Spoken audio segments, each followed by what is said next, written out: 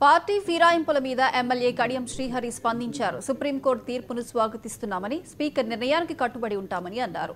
ఉప ఎన్నికలు ఏర్పడేది ఎన్నికల కమిషన్ నిర్ణయిస్తుందనేది వ్యాఖ్యానించారు. కేసీఆర్, కేటీఆర్కు విలువలు లేవని, పార్టీ ఫిరాయింపుల చట్టాన్ని ఉల్లంఘించిందే బీఆర్ఎస్ నాయకులని మండిపడ్డారు.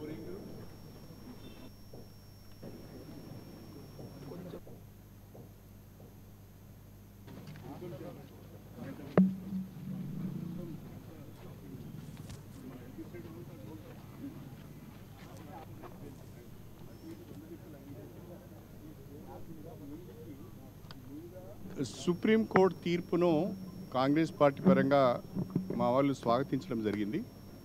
వ్యక్తిగతంగా సుప్రీంకోర్టు తీర్పును నేను కూడా స్వాగతిస్తున్నాను. సుప్రీంకోర్టు తన తీర్పులో స్పీకర్ గారు ఫిరాయింపులపైన 3 మాసాల లోపు ఒక నిర్ణయం తీసుకోవాలని చెప్పారు.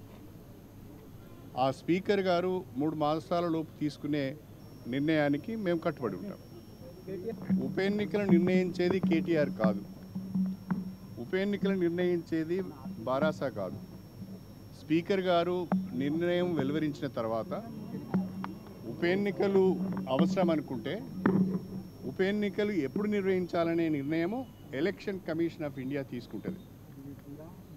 బారాసాకు ఆ మాత్రం కూడా అవగాహన లేకపోతే చేసేది ఏం లేదు. భారత రాష్ట్ర సమితికి ప్రత్యేకంగా కేసీఆర్కి కానీ కేటీఆర్కి కానీ ఫిరాయింపుల పైన మాట్లాడే నైతిక హక్కు లేదు. వాళ్ళకు ఏమాత్రం కూడా విలువలు లేవు అనేది అనేక సందర్భాల్లో ప్రూవ్ అయింది.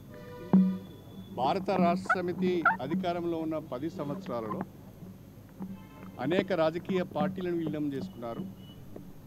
అనేక మంది ఎమ్మెల్యేలను, ఎమ్మెల్సీలను, ఎంపీలను విలీనం చేసుకున్నారు. ఇతర పార్టీలలో గెలిచిన వారిని మంత్రివర్గంలో తీసుకొని మంత్రి పదవులు ఇచ్చి వాళ్ళను గౌరవించిన చరిత్ర వాళ్ళది.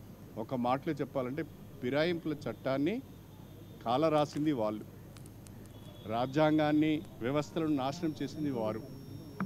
ఇప్పుడేదో సుప్రీంకోర్టు తీర్పు వచ్చింది, ఇది మా విజయం అని జబ్బులు జరుచుకుంటున్నారు. కానీ గతంలో మీరు చేసిన దుర్మార్గం ఏంటో, మీరు చేసిన విధ్వంసం ఏంటో ఒకసారి అర్థం చేసుకొని మాట్లాడితే బాగుంటుంది. ఏది ఏమైనా వాళ్ళ మాటలను పట్టించుకోకుండా సుప్రీంకోర్టు తీర్పును గౌరవిస్తాం. స్పీకర్ గారి నిర్ణయానికి కట్టుబడి ఉంటాం. సుప్రీంకోర్టు తీర్పును కాంగ్రెస్ పార్టీ పరంగా